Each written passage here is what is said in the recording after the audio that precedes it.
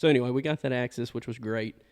And then that afternoon, we saw some turkeys while we were sitting in the stand, which was a plus. We haven't had a lot of turkeys on the property over the past few years, so this was the first year that we were actually going to hunt them, or I was there to hunt them. Man, the first morning, the Saturday morning, we set up, turkeys gobbling all over the roost. Got set up, put the decoys out, ready to go, had a turkey coming at me.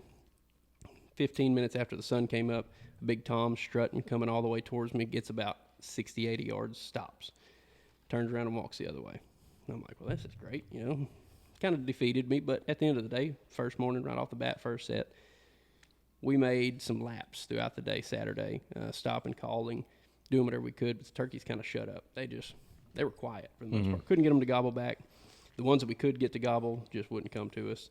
And so Sunday, same setup, did the same thing, set up in the morning. We actually knew where some were roosted, so we set up close to those. And had another turkey come in about 80 yards, stop, turn around, walk away, you know. So I'm starting to think, well, I really don't know anything about turkey hunting, obviously, because I can't even get the ones that I can see to come to me, which I am by no means anywhere near a professional turkey hunter.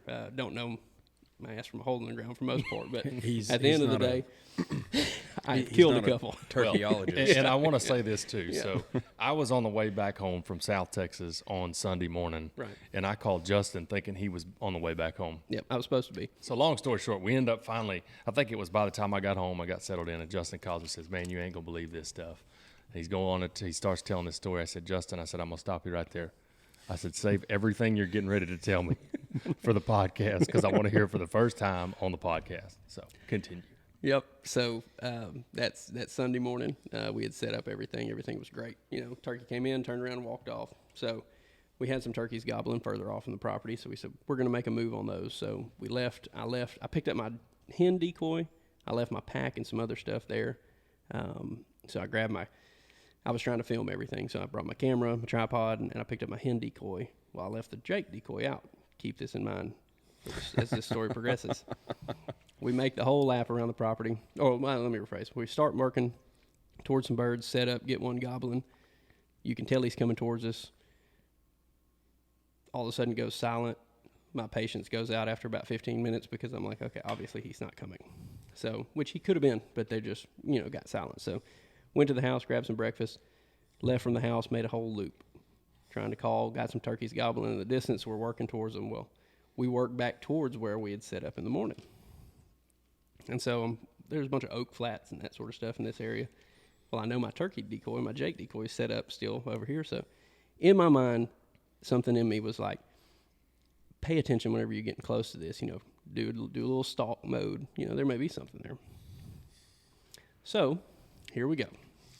Coming through some trees, get to doing a little creep, get about 80 yards from my turkey decoy, and I'm looking and I don't see the decoy, and there's a bunch of cactus around it. Like I can't see it, so I'm trying to think. I'm like, well, hell, maybe it's further over, or something, maybe, Well, my cousin goes, hey, there's a turkey.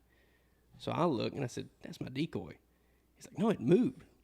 Of course, I look at him. I'm like, that's exactly where my decoy was. Mm-hmm. Like, I know it, Well, about that time, I see the turkey turn its head, so I'm like, "Oh shit, that is a turkey!"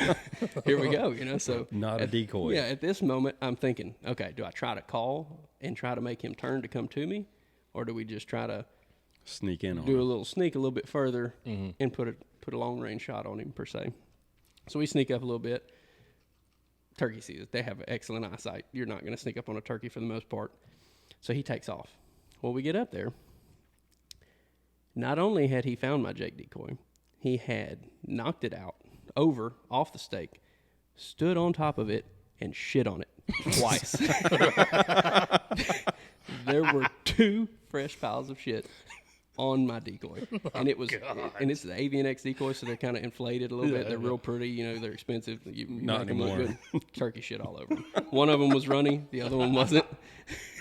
And so he had to push that running one out. That was when he saw you. He was did. really going to give you an FU. And it was a load too. Like it might have been 2 and 1. I don't know. But so at that moment, he declared war. At the end of the day, he knew he shit on my head. Basically, is what he did. That's kind of how I thought about it. So I was supposed to leave. And right this is after on that. Sunday, right? This is on Sunday morning. Sunday morning. Okay. Yeah. So I'm supposed to leave, and I was thinking, well, hell, I'll get back to camp, start packing my stuff, and get ready to go. So I get back to camp. I'm like, I'm supposed to give a safety meeting Monday morning. I've already sent it to one of the other supervisors at work. He could probably handle it. My mom's watching my dog. Maybe she can watch my dog for the other night, so, and called both of them. They were like, yeah, absolutely. So I was like, to hell with it. I'm staying. I'm not leaving. This is war. I'm gonna beat this turkey today.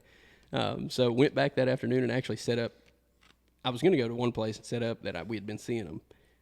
Went and set up at this same location because I'm thinking, I broke out all. I brought the pop-up blind. I brushed it all the way in. I was trying to get this turkey. Set my decoys out, sweating profusely. It was super hot. The pop-up blind was not the strat in the afternoon sun, and so get set up. Weren't there 20 minutes. All of a sudden, my cousin's on my left side. I'm on the right. I had my camera set up in front, and he says, oh, shit. And I turn and look, and there's this Tom, probably 10 yards from the blind, just full strut, goes straight to the Jake decoy and starts putting a whooping on it. And so got my camera, started, focused in on him, started filming, grabbed my shotgun, and finished the war. I guess what I'm talking about. He wasn't the biggest gobbler. He didn't have the biggest beard. You still should have full body mounted him. He was dead. He might not have been the turkey in the most disrespectful way possible. Literally, shit on his head. Put him right above the toilet or something in your house. And I don't know if it was the same turkey, but I'm going with that story. That I would, if I were you, I'd take it to the grave. That's the same turkey. Yeah, that was him. That was him. But yeah, so that was the whole funny story that I had for the turkey thing.